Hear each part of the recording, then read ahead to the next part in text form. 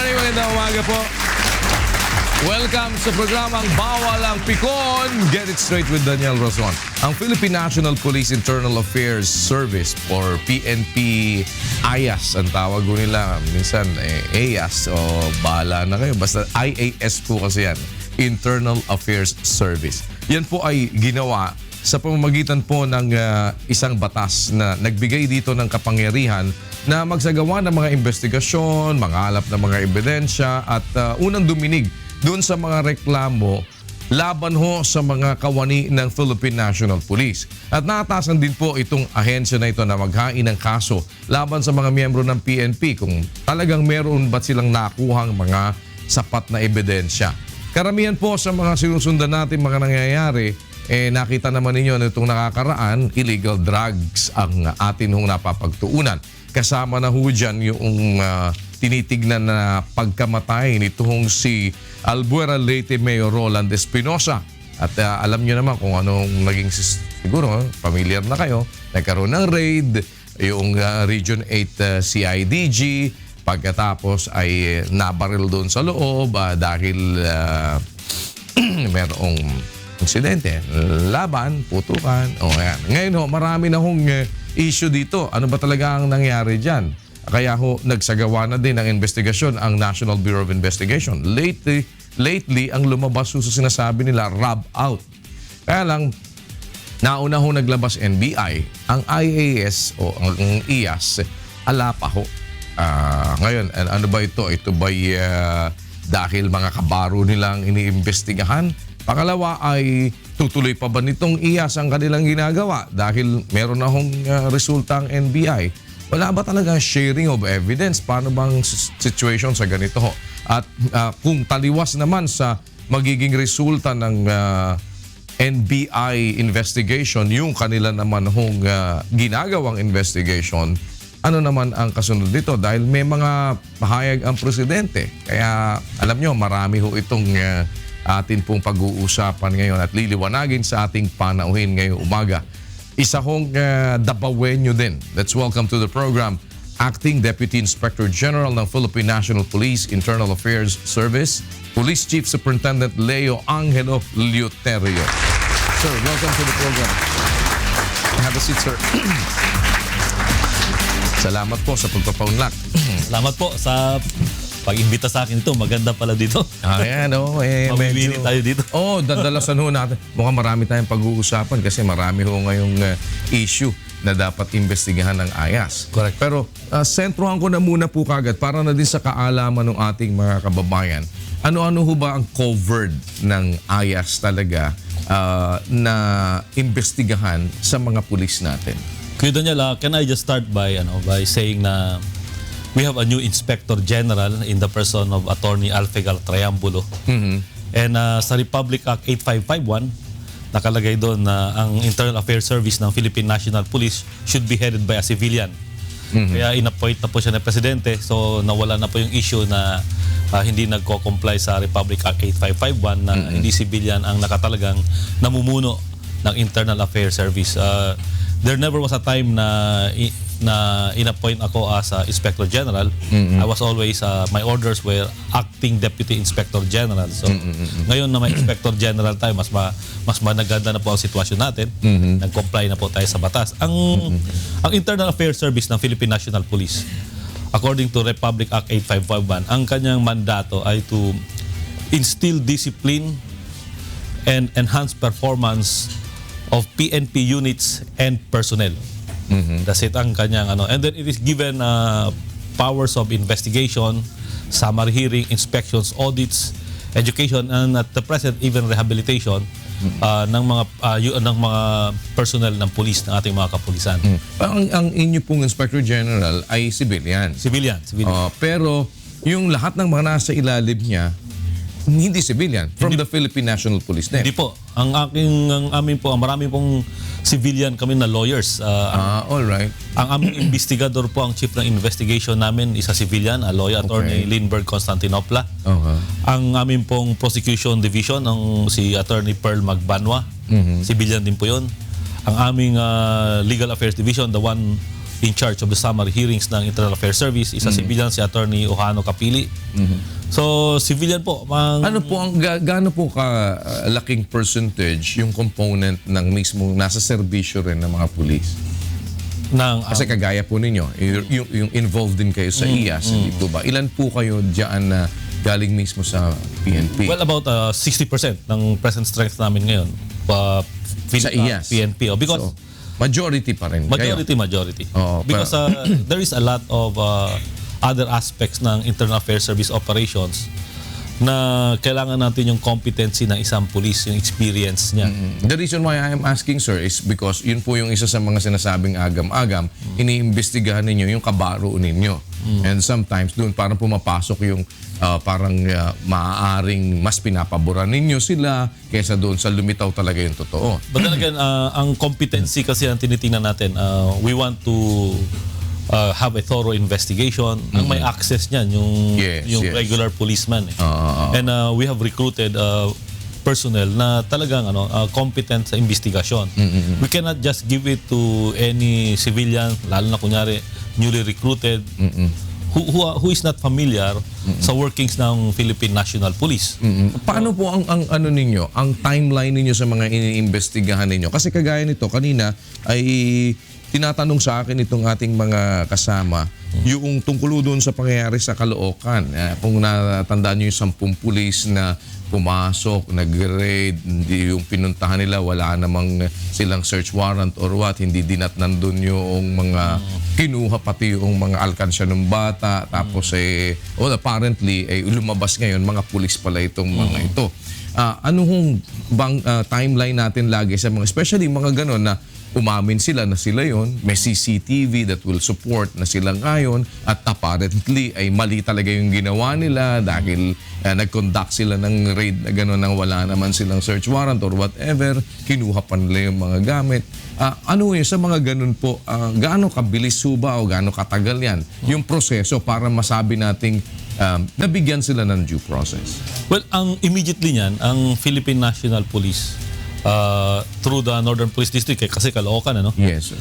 Well, disciplinary authority yun eh. So, immediately yan, pwede niyang i-suspend yung mga, ilalagay niya sa holding and admin unit niya. And then, they will be restricted to limits. And then, they will not be functioning as a regular policeman.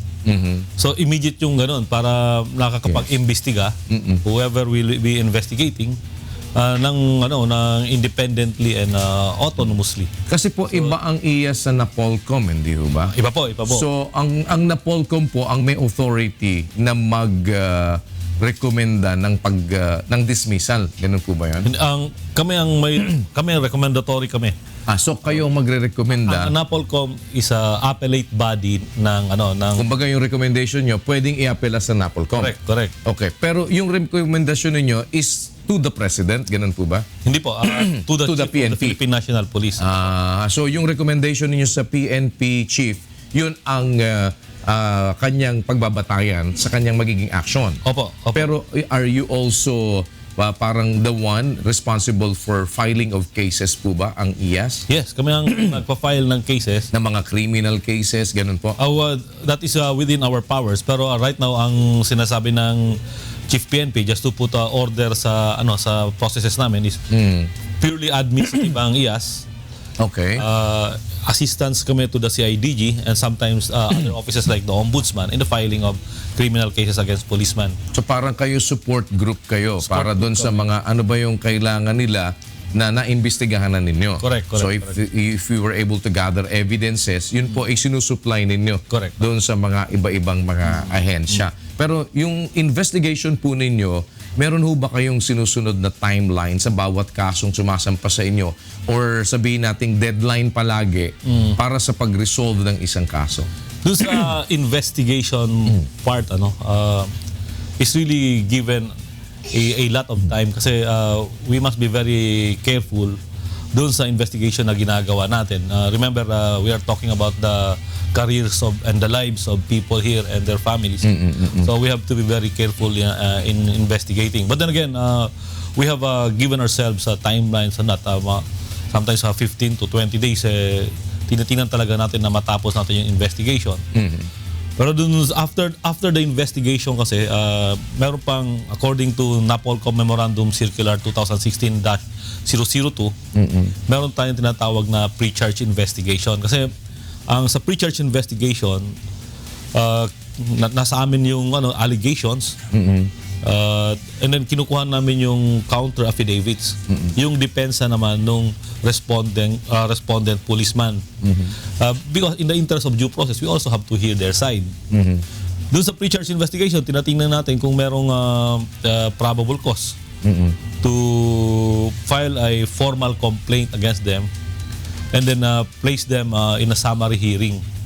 Doon sa summary hearing na yun, according to the NAPOLCOM Memorandum Circular, we are given 90 days to finish this yung hearing. Pero oftentimes hindi naman kami umaabot yan kasi pinapast track din natin because sensitive din tayo sa demand ng public, as gleaned from several Senate hearings na natin na we fast track on this.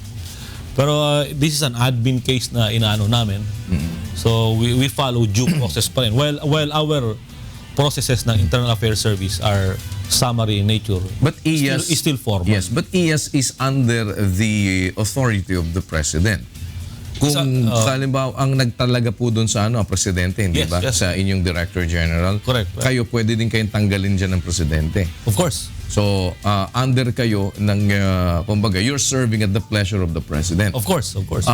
Kung nagsalita ngayon ng presidente na naniniwala siya na walang kasalanan itong ganito and he is standing by at hindi siya papayag na makukulong yung mga pulis na ganito, kagaya nitong nangyari dito sa Albuera, how does it affect yung inyong investigation? Kasi parang ako may authority over you and then here I am, sasabihin ko ngayon na ako'y naniniwalang walang kasalanan niyang mga yan. At ako'y naniniwala at hindi ako papayag na makulong yung mga yan, etc. Then here you are, mag-iimbestiga kayo ngayon. How will you go against the grain? In fairness, I have worked with the President as his intelligence and investigation officer in the Davao City Police Office before. In fairness, we know the President, while he says these things, he never has intervened sa aming investigation processes. And I know, personally I know that I can do my work independently and let the dice roll where it may according to the results that I will obtain. But isn't it that it goes without saying, sir, na you're getting at least a signal? Well, I know rin, kaya ako familiar ako sa style ni President ni Mayor Duterte, so alam ko na hindi rin. These are not signals. These are deep sentiments or feelings ng Presidente. Yung sinasabi ni Presidente na ayaw kong susuportahan ko yung mga CIDG policemen, that has always been his style. He has always been protective of his PNP personnel, lalo na yung nagtatrabaho. So that's the style of the President. Kung hindi mo maunawaan yun, dapat unawain mo. I mean, you need to understand where he is coming from. But yun ho bang Director General ninyo, does he know the President that well? Yes, he used to be the acting regional director of NAPOLCOM 11. So he knows the President, he's familiar with the President. So he is also kumbaga ho, a friend ba or matagal na ba sila magkakilala ng President? Hindi ko alam kung magkaibigan sila. Hindi ko alam kung magkakilala sila. Pero certainly, he would have engagements with the President as acting regional director ng NAPOLCOM 11. And then, signals, some of the messages that I received also come from, of course, the Director General of the Philippine National Police, the Chief PNP Ronald De La Rosa, na ang isang instruction niya hindi nagbago. Up to last Sunday, ang instruction niya is conduct a thorough, impartial, and objective investigation, make people accountable, any and all who are accountable for any kind of infractions in relation especially to what happened to Baybay City, yung sub-provincial jail ng Leyte. Well, sabi niya na just conduct an objective investigation. Bakit ho dito sa kaso nitong sila Superintendent Marvin Marcos ay naunahan kayong naglabas ng resulta ang NBI at sila ay meron na silang findings, samantalang kayo ay wala pa. Before you answer that, sir, we'll pause for a break.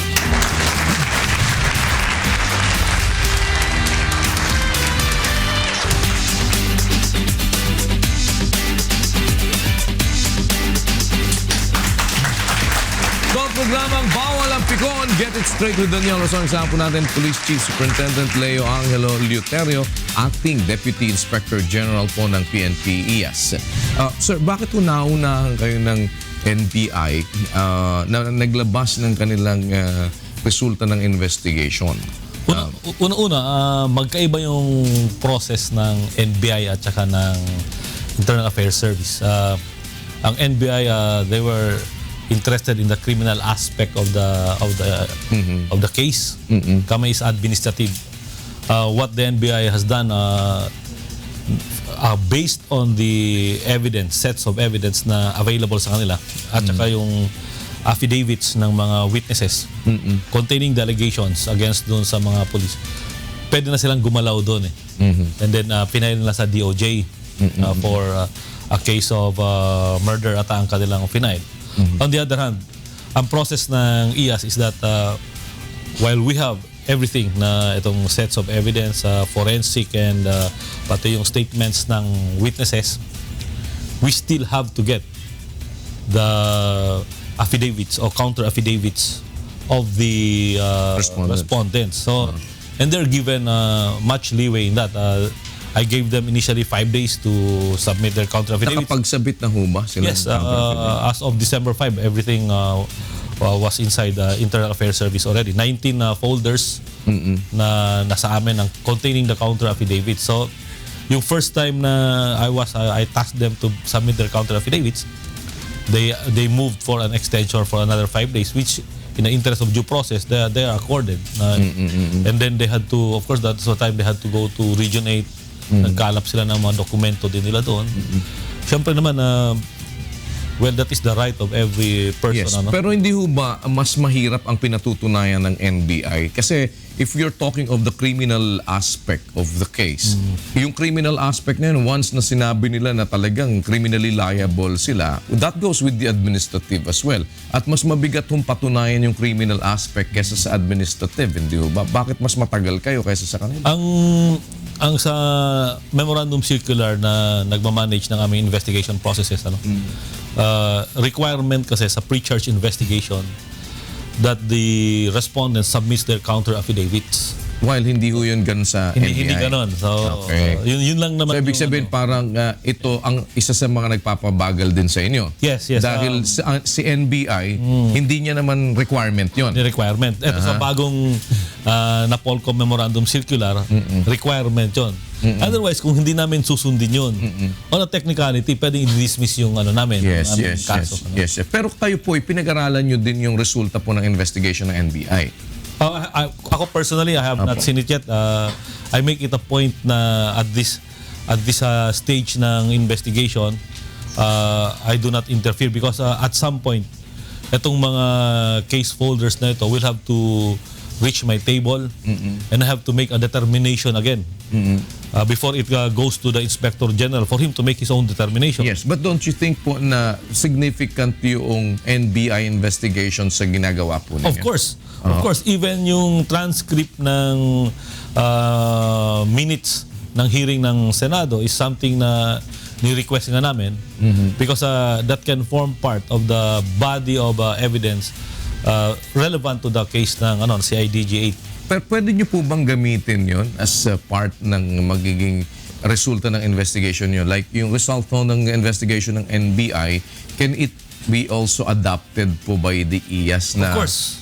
Sabihin nila na eto kasi findings ito ng NBI and that we believe the findings of the NBI. Tama yun.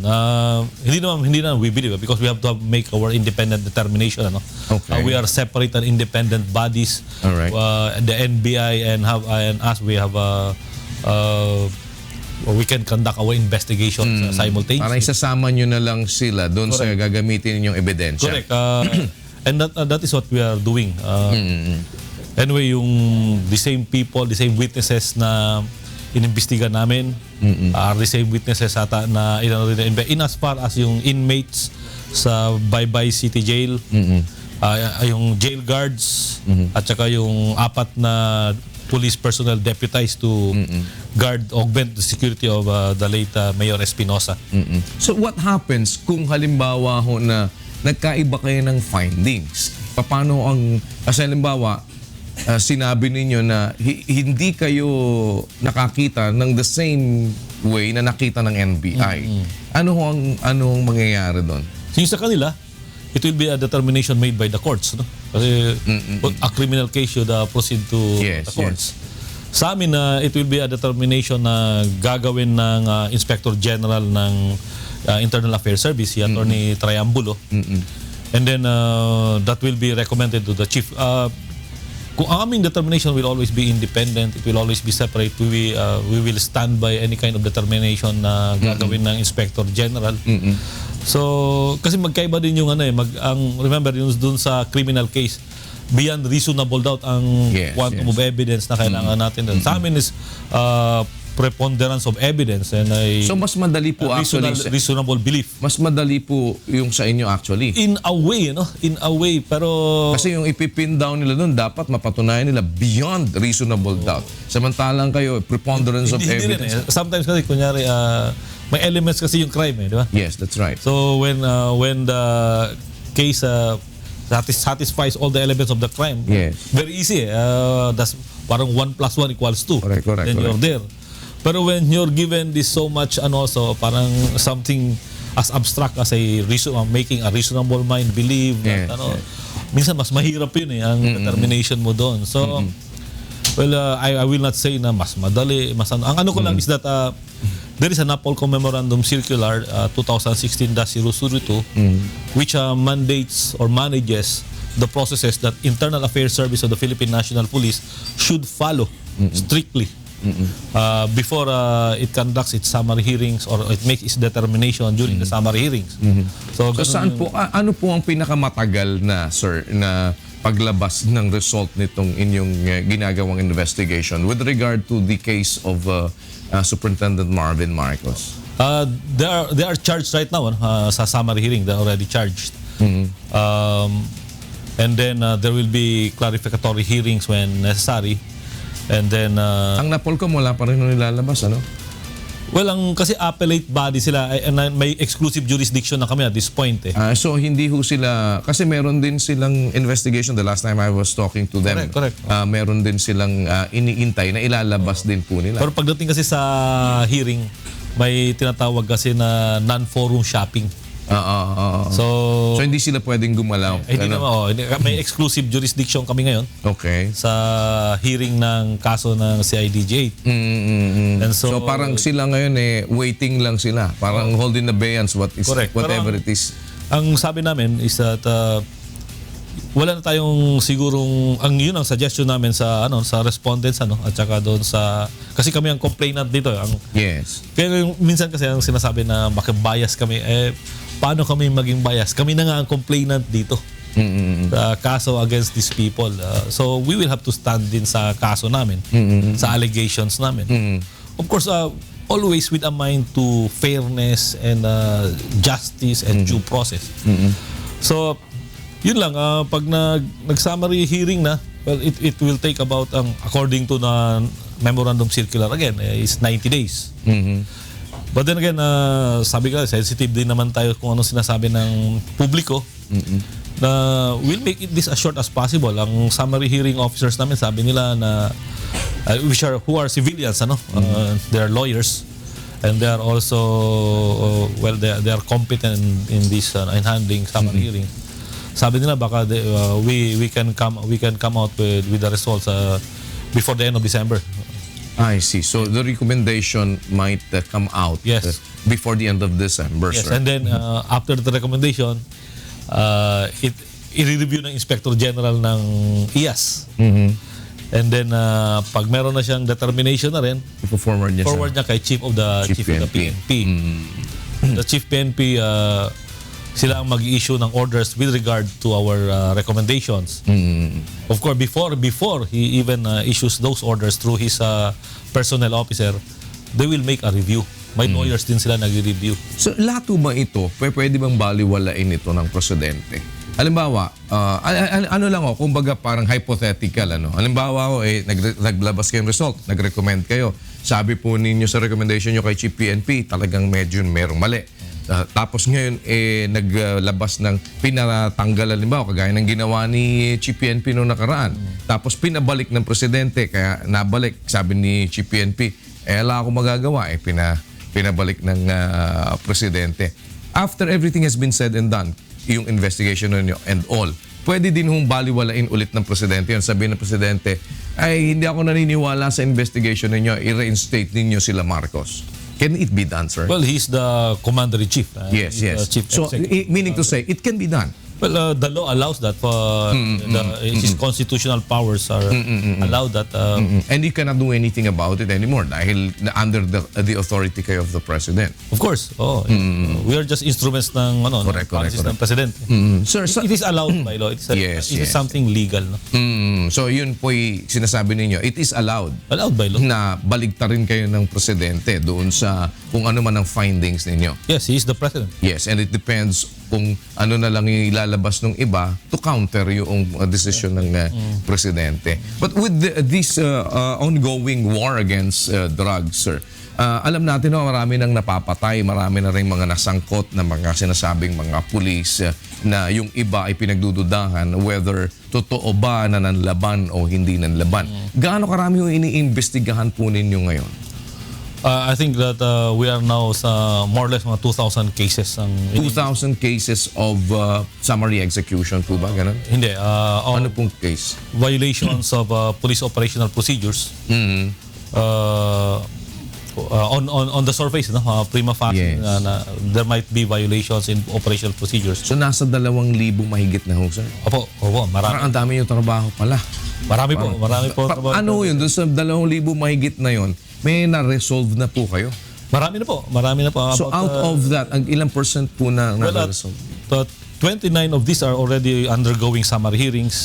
I think one of these 29 of the 2,000? yes. Ang dami, sir. Pero because yung 600 or 700 of Something these of cases, those. have already be passed over, and then they have found out that there's no prima facie evidence to believe that there were violations. They were found to be legitimate. Okay, so yung sabihin, out of the 2,000, may 600 na po na, More or less, mga 700. o 700 na Na-dispose na natin. ano na, kumbaga parang dismiss na. Wala na itong Okay. And then there are some na pinagpapatuloy natin yung investigation, kinakalap pa rin natin yung So wala pa pong nagkaroon kayo ng recommendation? meron doon sa case ng Pasay, yung RIA sa National Capital Region has concluded its summary hearing, and then they have made a recommendation to the disciplinary authority, si Police Director Oka Albayalde, and it is now under review ng Regional Director ng NCRPO. So at this point, hindi ako privy sa findings nila. So isa pa lang yun, sir? Isa pa lang. We have to be, yung 29, I don't know kung pa-conclude na rin lahat yun . Hindi, anong kakulangan na dapat madagdagan sa inyo ngayon? Kasi parang burdened ho kayo with this, so many, ngayon, parang so many cases, parang ang dami ho ninyong hawak-hawak ngayon. Ano ang kailangan ninyo? O meron ba? Kumbaga parang augmentation? Even the Senate, sa committee ni Senator Gordon at Senator Lacson, have taken cognizance of the fact that kulang kami ng human resource in relation to the workload that we're having right now. So wala namang kaming na mag-choose kung anong cases. Under Republic Act 8551, we are mandated motu proprio to conduct investigation and act as complainants doon sa case, lahat ng cases involving police operations na may namatay, Yes. may nagkaroon ng serious injury, There was a discharge of firearms. So, lahat yan pumapasok sa atin. And, So, kumbaga, right away, even walang complainant, Correct. kailangan mag-motopropyo, mag-investigate Correct. kayo once na may na-involved na napatay. correct. Sa case ng kay Mayor Espinosa at saka Mr. Raul Yap doon sa Baybay, Yes. una ang IAS doon na nag-imbestiga. And then ang maganda lang doon is even yung inmates, yung jail guards, yung police na nandoon, well, they really indicated na we will cooperate fully as long as Internal Affairs Service ang kakandak ng ng investigation because well, siguro they feel na we are conducting it impartially. We are objective sa aming determinations. Ganun yung Pero hindi lang naman ho yung mga kasong hinahawakan ninyo sa IAS, di ba? sobrang dami. Di ba kasama na din ho dyan yung mga nirereklamo ng asawa? Correct, yung domestic O yung domestic violence o kaya yung non-payment of support. o kaya maraming asawa. Diba? Meron, marami. Di ba kasama ganun? Parang, nahuli ko yung asawa. Di ba kasama din yun dun, sir? Kasama yan. O lahat ng reklamo sa inyo napupunta yun. Sa Amaba case na dinicide ng Supreme Court, all acts and omissions Yes. ng isang PNP personnel while in active service, Oo. pwedeng idulog sa Internal Affairs Service ng PNP. Oo, pwedeng kaya halimbawa, yung asawa ko, nahuli ko ng bababae, ganun. Pwede din yun, di ba, sir? Pwede. Oh, and ground for dismissal din yun, di ba, sir? Hindi ko lang kung meron ganun. pero ngayon po, dun sa kasi ang isang iniimbestigahan niyo palagi ngayon yung pagiging legitimate nung operation. Correct. Okay, so may procedures po kayo eh. Ang sinasabi ninyo, nasunod nyo ba yung procedures? Correct. And I believe kayo naman ho ay mga trained. Diba, marunong kayong bumarel, nag-firing range naman kayo. Ano ho ba talaga ang procedure natin? Halimbawa, enkwentro na ganyan or merong ano ho bang nyo talaga? Kasi syempre, alam naman natin na pag bumaril ka, especially kung medyo talagang praktisado ka, alam mo magpatama ng hindi naman basta mamamatay. At given the kind of gun that you have, it's 9mm, mas medyo, meron ako kasi akong kaibigang pulis dati, nasaksak pa siya nung adik nakalimang tama na yung adik, boy pa dahil tipong gano'n, ano? So, ibig sabihin, pwede ka din mamili ng, teka muna, pwede naman tong hindi ko naman papatayin agad. O, ang inyo bang procedure malalagay ka sa alanganin, double tap mo na kagad, puro alpha. Ano ba? Before you explain that, sir, we'll pause for another break. Thank you.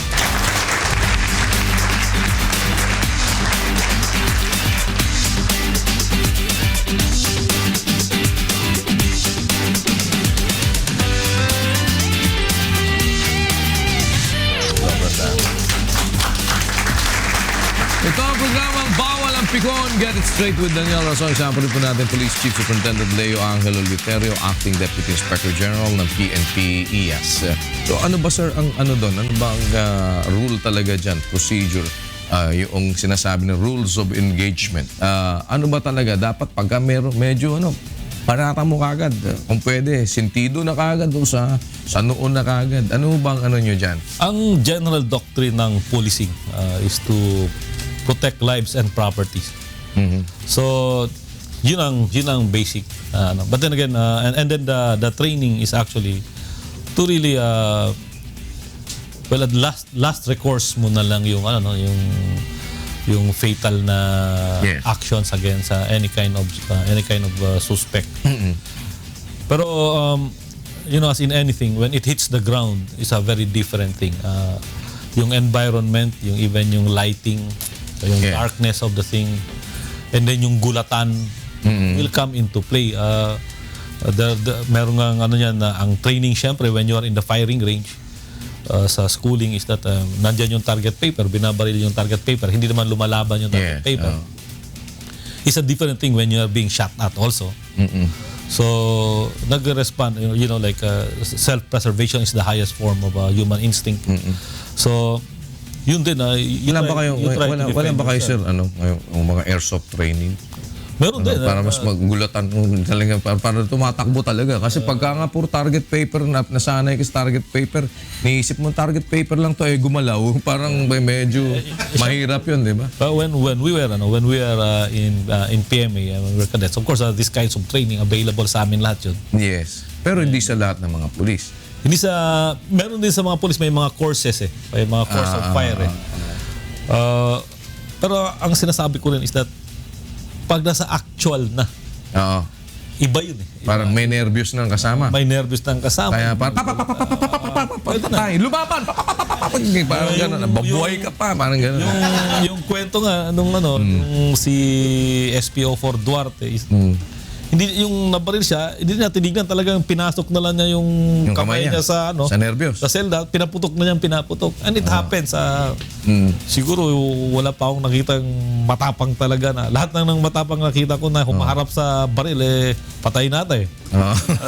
So talagang you try to find cover and then try to find ways na ma-neutralize mo yung threat sa lives mo. Yes, pero kayo ho'y may experience na. Ilan na ho ba napatay niyo? Nabilang niyo ba? May marka ho ba yung baril niya na eto kada isang? May ganun ho ba? Pero nakapatay na kayo, sir. Well, in the course of police operations. So, mga operations. So, what I'm saying is, the reason why I'm asking po, dun sa mga dami ng incidents na yan, especially now, you're with IAS, hindi po ba? Iniwala ho ba kayo na lahat yung mga yun ay nanlaban? Tapos, ang mga gamit ho nilang baril, parang ito yung gamit na, alam nyo naman yung mga tech, may sa Super 38, may gumagamit pa Super 38, parang yung mga ganun ho ba? Ako hindi ako naniniwala na lahat yun nanlaban. That's why we are making a thorough investigation of all these things. Yes. But then, it's a different thing na pinapaniwalaan ko. It's a different thing na when you go to the process of investigation and then summary hearing, you have to stick to what is there. Yes. So what is presented to you. And then ang leeway mo lang diyan is determination ng demeanor yung accused pati yung accuser. Sino ba dito nagsasabi ng totoo? Always kasi there will be two opposing versions of the story. Exactly. So it takes a very competent and a very experienced summary hearing officer to really make a determination who is telling the truth. Kasi so doon sa dami nun, 2,000 mahigit na operations sa dami nga rin ho ng mga napapatay. Ano palagay nyo percentage doon ng totoo talagang ng laban? Ang sa nakita namin ngayon, siguro there are more than 400 cases na tinitignan namin ngayon na medyo suspicious kami. Maybe hindi to ng laban, maybe there were violations made here. And there could be more even as we speak today, siguro on average may 20 cases na mapatong sa amin every day. So sa tingin ko mag-increase pa yan. Pero with all the reminders na ginagawa ng Internal Affairs Service at ng PNP sa mga tao namin, ayusin nyo ito. This cannot be. And then all the investigations. Kasi may mga these are people involved in the illegal drugs trade, killing each other. Yes. Ini-erase na nila yung probable witnesses because itong government na ito ni Mayor Duterte determined within the next 6 years this will be a focus na hindi bibitiwan ng gobyerno na ito. So you believe also po na yung infection na nandoon sa mga pulis natin kasi mayroong mga na-involved din talaga ng mga pulis ang possibility ay talagang sila din yung patayin na rin natin itong mga to kasi may tuturo tayo. That's possible. Possible yan. And meron ba kayo ngayong mga gano'n na sinusubaybayan na parang itong mga pulis na to, mukhang kasama to sa talagang illegal drug trade? Meron. Kaya nga kapos-kapos na tayo sa tao. We do all these investigations and we hear all these cases and we have all these functions. Kulang na sa tao. Yung sinabi ng Senado na kulang kayo sa tao. Sabi namin, kulang talaga kami sa tao. Sinabi namin sa PNP. How do you augment that, sir? Paano madadagdagan yung tao? Yung kakulangan nyo sa tao? We request the Philippine National Police to give us more, pero they can only give so much. And then we have asked them for a quota sa recruitment. Sa tingin ko, using Pareto efficient numbers, we should be about 4% of the total PNP population for us to be able to cope. So ngayon, gaano kayo karami ho, sir, dyan sa IAS? Just, we are about yung police lang na doing the operations thing was about 700. 700 na po kayo dyan. 700. Eh, ilan po ang kailangan ninyo talaga? Ilan kayo para at least maging sufficient para ho dun sa trabaho ninyo? Again, sa studies na ginawa ko, because I was a regional director ng Cordillera IAS and then regional director ng National Capital Region IAS. Sa tingin ko for IAS to be able to be effective, more effective, ang 6,500, that's 4% of 6,500 dapat po kayo. kami. Na ngayon at present you're only 700. Yes. Wow. Yan ang Ang layo, sir, ano? Malayo. Paano ho natin malalapit yun kahit na umabot man lang kayo ng 1.5? Dahan-dahan. Nag-respond May projection po ba kayo doon or Opo. on when you will be able to at least fill in yun pong ganong kalaking gap? I think by 2020 or 2022, papasok na tayo sa numbers na yan. Kasi may recognition na ngayon na yung PNP Internal Affairs Service really plays a very vital role sa life ng Philippine National Police. The PNP can have so many accomplishments. Malalaking drug laboratories yan. Pero isang abuse lang yan eh. Isang abuse lang, isang indiscipline lang on the part of our policemen, sira na kami. So yung 100 na accomplishments ng PNP, baliwala na yun, nasira na yun sa isang abuso lang ng police. Pero kung malakas yung Internal Affairs Service namin and we are present proactively and urgently on the lives ng aming PNP, they will always be reminded na may Internal Affairs Service. Yes. Hindi tayo pwedeng mag-abuso dito, nakatingin kami. Sir, yun hong sinasabi ninyo na mga insidente na ang dami-daming, kumbaga parang binarel, ang dami-daming pinakawalan. Wala ho ba tayong training sa kanila na for accuracy na medyo mawala ang nerbiyos, mas maging asintado, nang hindi tinatadtad naman ng iyong kalaban? Parang, ba't ang daming niyan? Anong paliwanag ho ninyo doon? Yung Parang, oops, kailangan mong pakawalan yung ganyan kadami. Di ba pag tinamaan mo ng dalawa yan, more or less, kung ang baril naman na gamit yan, pwede mo naman neutralize. Yung kwento kasi sa amin ng mga police, and there are several schools of thought developing sa PNP tungkol dito sa bagay na ito. Yung 9mm, wala siyang stopping power. True and true siya eh. Yes. So, kunyari ikaw malakas yung katawan mo or when you are drug crazed, Yes. lango ka sa druga, hindi mo ininda yung tama ng Parang bibi ka. Diretso pa rin. Diretso yan. Kahit wala ka ng ulo. nasasaksak mo pa rin yung pulis. At takbo pa rin. So, kaya lumalabas tuloy na Overkill. overkill. Oo. Pero yung stopping power ang pinag-uusapan natin diyan may school of thought na siguro bumalik tayo sa baril na may mas malakas na stopping power, yung 45. Mas lalong patay yung mga kalaban nyo, lalo. Agad. Kasi yung walang, di ba, kasi parang halimbawa, kung medyo 9mm, kaya kayo binigyan ng 9mm para wag nyo mapatay agad. Ginawa naman, tinadtad naman. Patay din. Kasi yung stopping Tapos ngayon, pinalitan kayo ng mas malakas na may stopping power, dalawa lang patay rin. Ganun din ang Pero kung tamaan mo sa shoulder, sir, pwede naman 9mm pag tinamaan mo sa shoulder. hindi mo ma-stop. Hindi mo ma-stop pero madi-disable mo. Mabibitawan niya yung baril niya Yun nga yung lumalabas na reports ngayon sa field na medyo mahina talaga yung stopping power. Hindi niya kayang stop yung drug-crazed na tao. Pero paano ba nagsimula yung Paano ba nagsimula yung napunta kayo ng 9mm? Kasi dati yung mga pulis nga sa amin, puro naka 1911 mga ganyan. Tapos may mga extended magazine pa. Minsan, isang haba na ruler yung makikita mo dahil single file, talagang lang yan. Kasi yun, single lang yun Hindi kagaya nung ngayon na high capacity, na maiksi lang. Kaya sila pahabaan talaga. Makikita mo, may mga ganun dito. Napunta kayo ng 9mm. Dati kasi noon sa amin sa probinsya, kanya-kanya nga yan. Minsan meron pa nga dyan. Dala yung teka-teka, tumutok na yung revolver na gano'n, laglag yung bola. Parang yung mga tipong gano'n. Binigyan kayo ngayon ng totoo yun. May mga experiences na ganyan. Pero ngayon, binigyan kayo Pero 9mm doon kayo nag-concentrate. As a matter of fact, napasok yung Glock. Ano ba yun? At yan ba'y resulta ho ng pag-aaral na ito mas kailangan dahil nga para wag kayo makakapatay? Basically, this came from mga engagement natin with the first world countries. Yung we have our schooling done in the United States. Oo, po mga naka-Glock. Oo, sa London, mga schooling natin. Sa Australia. So, universally, they have decided and influential sila sa culture ng policing worldwide Okay. na better yung 9mm.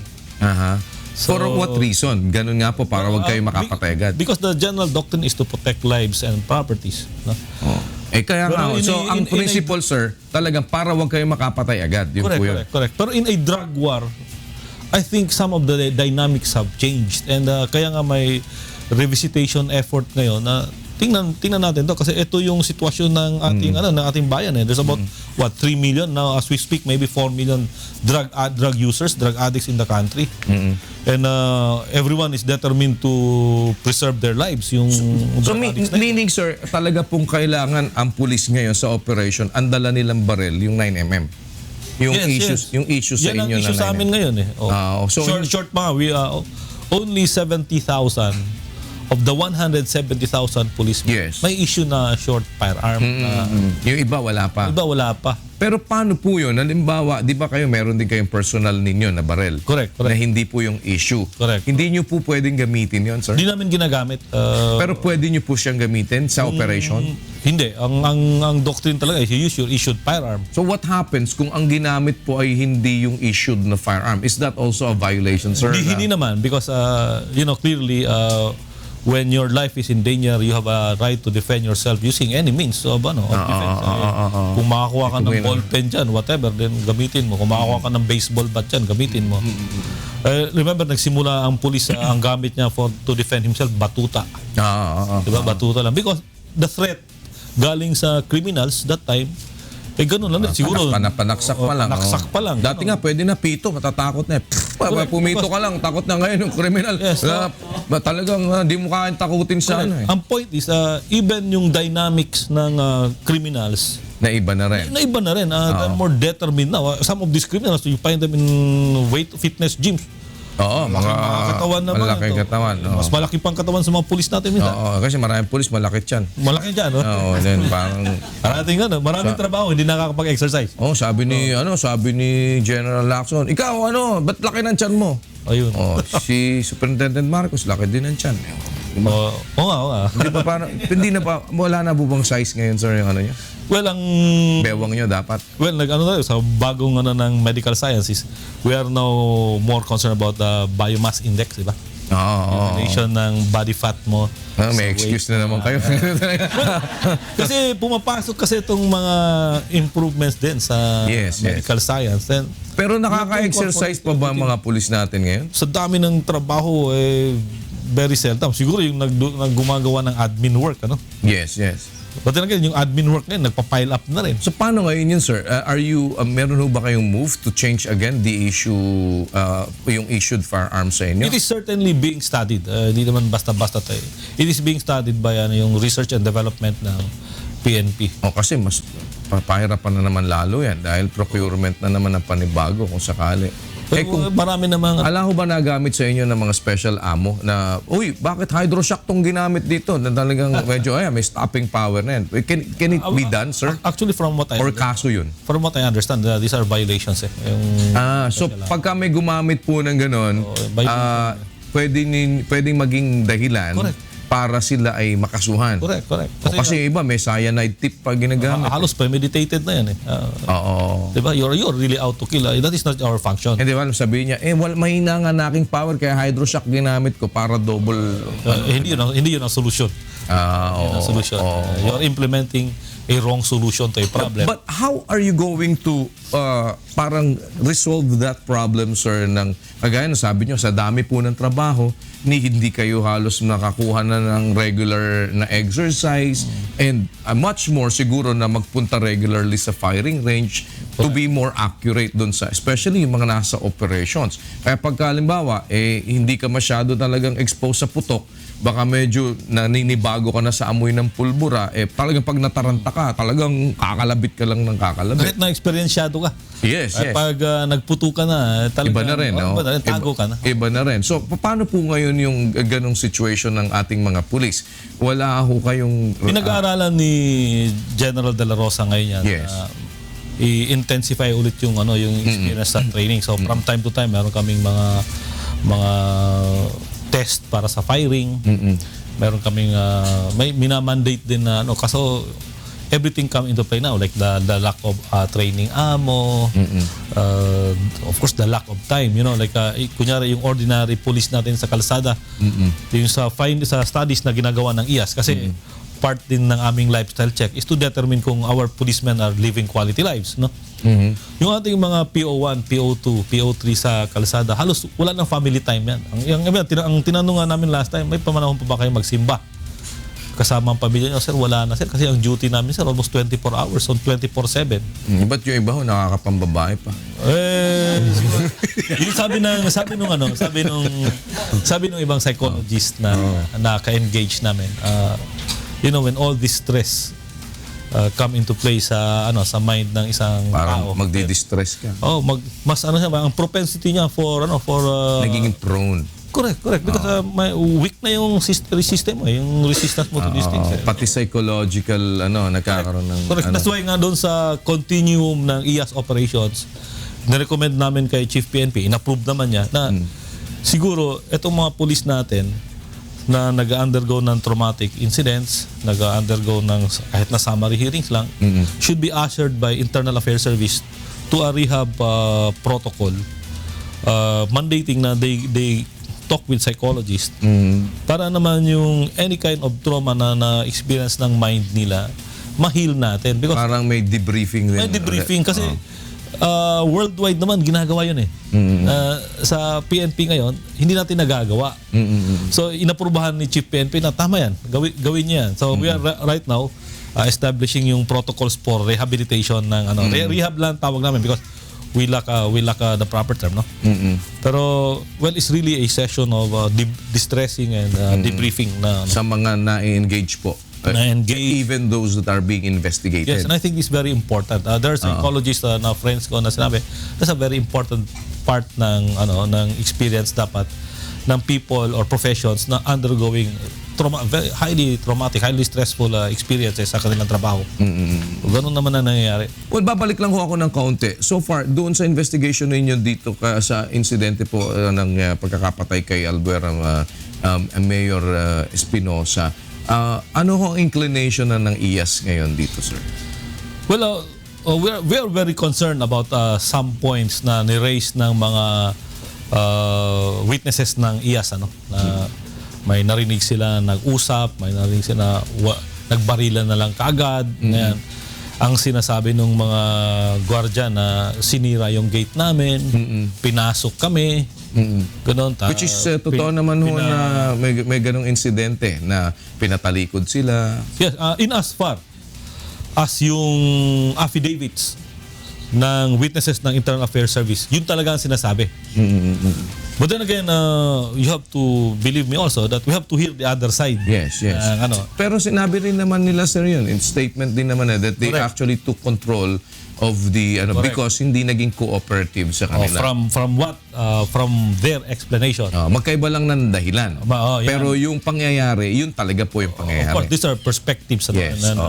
Ang sinasabi ng CIDG8 is that we went there, we had a search warrant. Yung pagpa-issue ng search warrant is becoming an issue also. Yes, dahil pati bakit kailangan magpa-issue ng search warrant in a place na secured naman, government facility. Ang sinasabi naman nila, it is not against the law. And hindi naman, bago kami nagkaroon ng search warrant, hindi naman kami nag-determine, isang judge. Ano? Pero natignan din po ba na ninyo yung angulo na hindi lang yun ang unang search warrant na ipina-issue nila, na meron na sila mga operations the same na ganun po ang nangyari? Yes. Tingnan natin. Ang nakalagay doon, ang sinasabi nila during my interviews with them, is sinasabi na, sir, yung may search warrant nga kami, sir, ayaw pa kaming papasukin. I'm now voicing kung ano yung sinasabi. Yes. Kung may search warrant nga kami, sir, ayaw pa kaming papasukin. Yung wala pa kaming search warrant. So yun din yung ano nila, yun din yung this is experience based, no? Na meron din kanong kasing situation. Pero ganun ho ba ka-significant halimbawa yung, kasi sa mga nakakulong na, nakikita, well, with your experience, sir, I mean, you will not be a one-star general without those experiences. Sa ganun ho, ganun ba ka-urgent yun na, or parang na talagang ikaw kailangan, gawin ko kagad to, kailangan i-search warrant ko to, kailangan I'll force my way through, or things to that effect? Yung sa search warrant, very clear naman doon na sinasabi na you can apply the search warrant and do your search on anytime, day or night. Kung walang urgency yun, the judge would have said that you do this during daytime. But the search warrant, when you read it physically, makita mo doon ang words you are directed to conduct a search on cell 1 and cell 2 based on the allegations na isang deponent na merong baril doon at may mga sachets of shabu within that facility, and you do it anytime of the day or night. Once the search warrant is issued, that is an order to the law enforcer to conduct the search warrant. After that, he must return the search warrant to the judge with the report na ito yung nangyari sa searches namin. Hindi niyo ba ngayon iniisip din, sir, na because hindi nga lang ito yung insidente na nagpa-issue sila ng search warrant, hindi niyo rin ba tinitignan yung angulo na maaaring pati yung mga huwes na nag-issue nito ay kasama rin ho sa maaaring circle ng ganitong practice? This was raised in the Senate hearing ng committee ni Senator Lacson, and then it will be up for them to engage yung argument. Judge. Kasi labas na kami doon Ang amin is when we are given an order to conduct a search, then we have to conduct the search. Otherwise, remiss naman kami sa mandate namin as law enforcers. So, very clear to any officer of the law na you conduct search on these premises. So more or less with these things po going, sa nakikita ninyo sa takbo ng inyong investigation, it's more on parang lehitimo itong ginawa nila, Superintendent Marcos? Hindi. We are concerned about authorized. They had they are authorized to conduct the search by virtue of the search warrant. They followed some of the police operational procedures up to the last. Pero concerned kami doon sa points na nire-raise nung mga witnesses namin na sir, hindi naman kagad nagputukan nag-usap muna bago nagkaputukan. Doon naman sa Selda 7 na sinabi naman, sir, hindi naman nanlaban pinalabas muna kami bago pinasok tapos nagkaputukan. Pero these are two versions of a story. Kami ang huwes dito So ang mandate sa amin is to listen to both sides. And then we apply the stone cold face of a judge in the determination. Hindi kami pwedeng... So napakinggan nyo na po yung version nila pareho? Pareho na pati yung testimonya po. Nabasa na namin. And then in a way, during the Senate hearing, of course, we were there. And we have heard all these versions. It will now be up for our summary hearing officers to sit down and maybe ask searching questions sa witnesses, ask searching questions doon sa accused. And then so anong searching question pa yung gusto ninyong masagot, sir? Dito po sa point na yun, kasi parang nadinig niyo yung testimonya ng isa, yung testimonya naman ng isa against doon sa testimonya ng isa, and you wanted to have like searching questions that hindi kasi ako ang summary hearing officer at Yes, this sir. point. But there are parang questions that you think need to be answered. They have to explain the fact that unang-una bakit nawala ang CCTV, yung hard drive. Talagang hindi na ako nakita. Well, hindi na nakita eh. So whereas ang sinasabi ng na merong CCTV. CCTV. And you were in full control of the situation of the place. Bakit nawala? There can only be one logical conclusion at this point unless you have a defense about it. Tsaka kasi sa inventory, wala na yun. Ganon. Although may pinakita na na blatter na journal doon na under repair yung CCTV. But then we are very concerned na ikaw na nga yung may control ng area. Tapos may nawalang gamit. Ano pa ba ang pwede nating, ano ba ang logical conclusion? So that's one. That's one. Okay.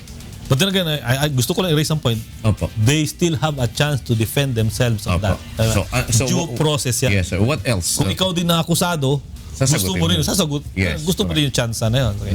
Madali kasi minsan magsabi na, yan na yan. Kung ikaw yung akusado, baka maghingi ka rin ng sobra pang ganun chance. Yes, na may yes. So what else? Sir? And then yung bakit kailangang sirain? Ano ba yung naging engagement ninyo doon sa Yung jail guards? padlock. Oo. Ano ba yung talaga bang pinakita niyo yung search warrant? Did you inform them about the nature of the search warrant? Na ganun. May claim naman sa kabila na walang search warrant na pinakita. Pero ang claim din ng kabila na sir, sinabi namin may search warrant, pinakita namin, ayaw din ang tignan. Yun namang Tatawagin daw muna yung boss. Yes, okay. So, pero doon sa nature kasi ng search warrant, nakalagay din doon na you must do everything and anything possible to the point na isirain mo ang isang naghihinder sa inyo to apply the search. Nasa batas din yun. So, pwede yun ang maging depensa. Pero right there, yung sa aspect ng orderly search, medyo mapuput into question na yun. Hindi orderly ito, ba't kailangan yung sirain? And then, ang application kasi yan, it should be coordinative in nature. May synergy dapat ang application ng search warrant with the authorities present there. Lalo na government facility ito. Kung sa domicile ito, ang kasama mo barangay captain, barangay councilor, or maybe a member of the family while you are doing the search. Sometimes media. Para talagang ma-record nyo. Sa ganito ho, sino ho ang dapat na present doon? Kasi sinabi nila they did the coordination. Pero sa ganitong situation, sino po ang dapat na present doon sa search na gagawin po nila? Any witness naman ang nakano doon. May witness sila ata yung taga GMA 7. And then I think they had another civilian na kasama.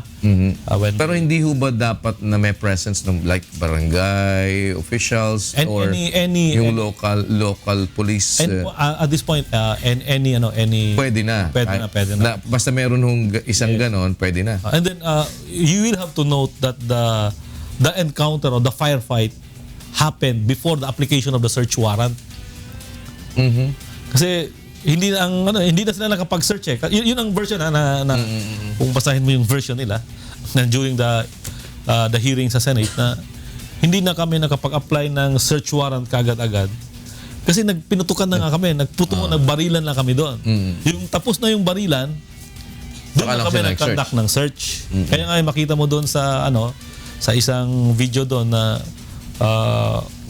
patay na yung binabasa nila yung search warrant. Which is called for by the provisions of the service ng search warrant. Yun din yung procedure. Kaya nga ang nagkaputukan muna bago nagkaroon ng search. Ito by something that you raise against the... Titingnan namin yan. Titingnan yan ng lawyer namin. Kasi kami nga ang complainant dito. Yes. Kami ang prosecutor. Kami actually kami nag-akusa sa aming police na mali itong ginawa nyo. Ito yung witnesses namin. So ano pa hong pinakamabigat na point na masasabi ninyong mali sa ginawa nila na dapat makakuha lang kayo ng solid and hard evidence para mapatunayan yung inyong iniaakusa? Well, again, I go back to the general dogma ng policing, to preserve lives and properties or to protect lives and properties. In this case, life was not preserved. There are 2 lives now that have been lost, and one loss of life is one loss too much for us. So, Pero kung ang katwiran nga ho ay sila ang unang pinutukan at sila na kagaya ng the usual na laman. then we look at it again. Kaya nga sinasabi mo na ba't hindi nyo pinaputukan sa daliri o sa paa, ganyan. Then they will have to defend themselves. Kasi ang sinasabi kasi nila is that pinutukan ka sir kami, madilim, pumutok na rin sir kami, umupo ako, pumutok ulit ako para hindi sir ako tamaan. Kasi nakita ko sa halos ka-level ko yung putok eh. So, yumuko siya, pumutok din siya. Nagulat ako. Gulat ako, putok na ako. Putok Kaya ako ng putok. pasok ako doon, pasok kamay, putok. Tapos takbo na. Kita ko, patay na. Wala na. And if you place yourself in the same situation, Yes. pinuputok ka, kaya yung binabatukan ka lang, nagtatago ka eh. Well, siguro, tama meron din silang, well, on the surface, on the general, this can be raised as a defense.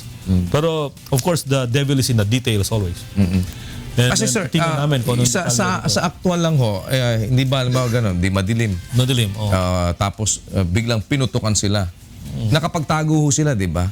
And nasa loob yung kalaban nila, sila nasa may bandang labas. Ang immediate action drill kasi dyan is ang training. Pag pinutukan na, pumutok ka na rin. Kasi yung acoustics ng putukan, para magtago din yung na bumabaril sa'yo. Yun Yes, pero paano kung masabing natakot ka, kinabahan ka, nakalapit ka dun sa na idukwang mo ganun? Kasi kung bago mo idukwang yun doon, it will take some time para pumasok ka at makalapit ka eh. Dahil kung medyo nagulat ka, tama po yung sabi nyo, initial, pambugaw, pumutok sa'yo, pak, putok ka, pak, o kung ano man yan, tago, at paatras, hindi ho papasok. Hindi, kasi kung iba-iba ang reaction natin eh. Pag pinuputukan ka, ang tendency mo siyempre magtago ka, although ang doctrine talaga is magpaputok ka muna, yan ang training namin eh. Magpaputok ka muna para magtago din yung isa. Yes, And then magtago ka, pagkatapos play mo na yun kung paano. Abangan mo na kung paano. Training mo na yun. Yes. Experience mo But na yun. in a facility like this, hindi ho ba pwedeng yung nasa loob sila eh? Umatras sila palabas, doon ka na mag-abang at tap mo na yung di ba na kaysa sa parang madilim, parang sumugod ka papasok, mas matindi yung haharapin mong danger doon. Pwede rin. Pero kung inaatake ka rin, kung ang feeling mo inaatake ka na pa-advance din yung kalaban mo, tuloy-tuloy yung putok niya, depends mo rin sa sarili mo. If that is the feeling na inaatake ka, you will not advance. Hindi, pero you will stay in your position and at least ang training is you shoot back. Yeah, you shoot back. Once you're already advancing, alam mo na hindi siya nakakaputok pabalik, di ba?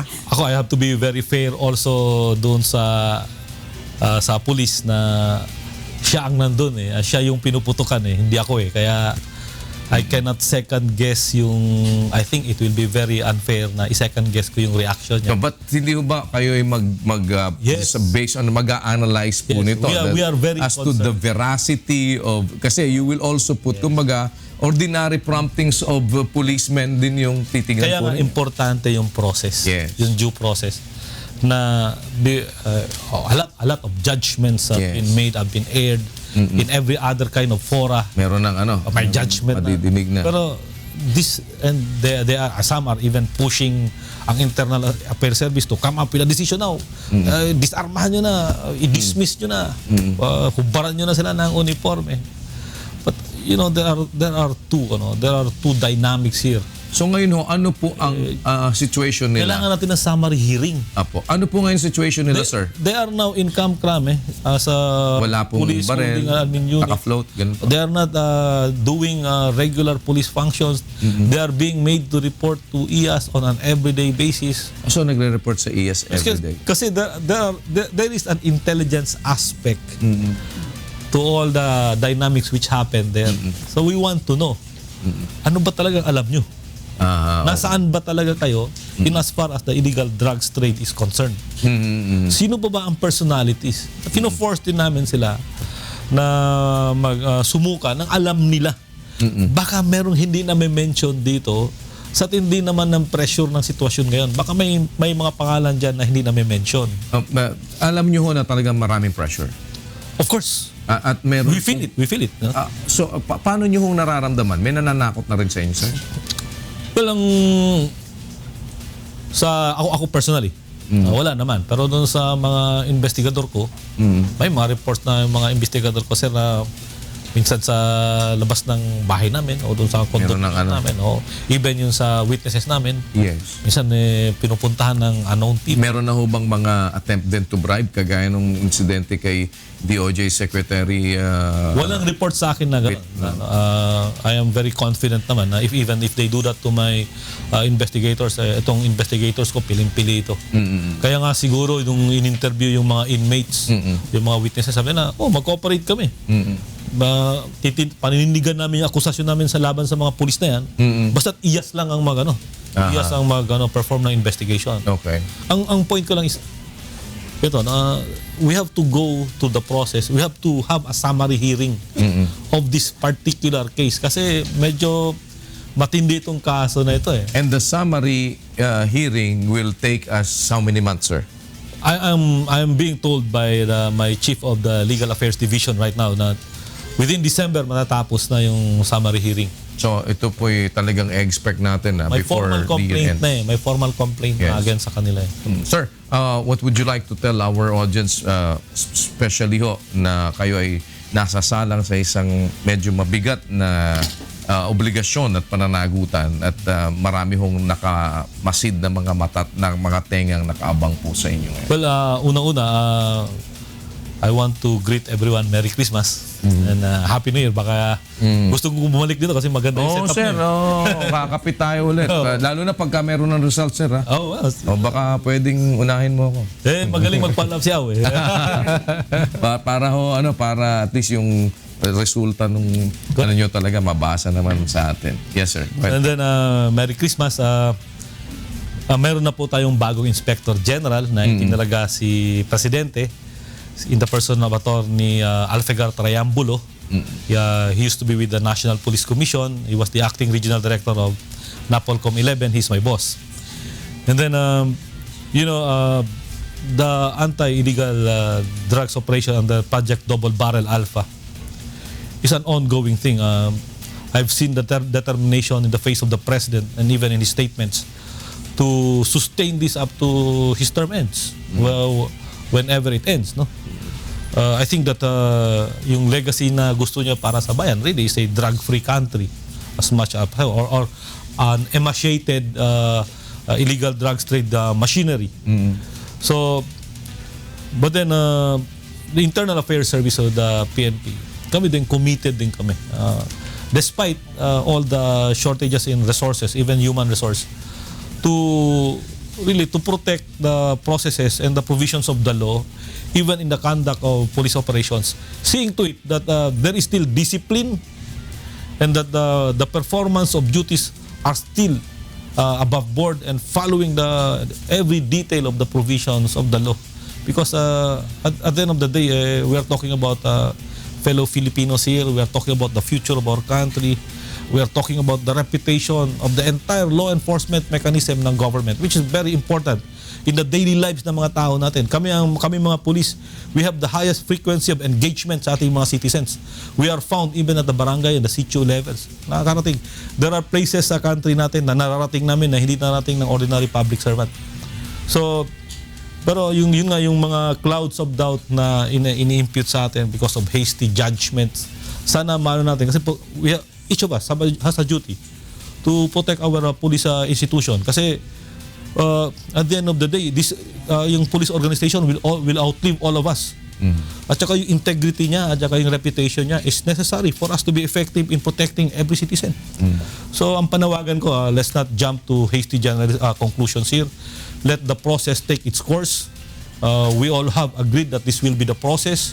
It is mandated by law and we are mandated to follow the process. So wag muna tayong mag-jump into hasty generalizations.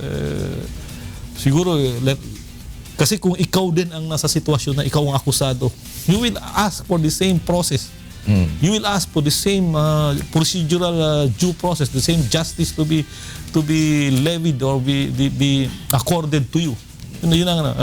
I assure you that yung processes namin, as mandated even by the Chief PNP, is to make people, all and any people, accountable to misdeeds or violations or infractions of regulations of the Philippine National Police and the laws of the Republic. And we are determined to do that. We are committed to do that. Wish you good luck, sir, and thank you very much for being here. Looking forward to seeing you again po. PNP Internal Affairs Service Acting Deputy Inspector General, Police Chief Superintendent Leo Angelo Leuterio. Dito lamang po sa programang Bawal ang Pikon, Get It Straight with Daniel Razon.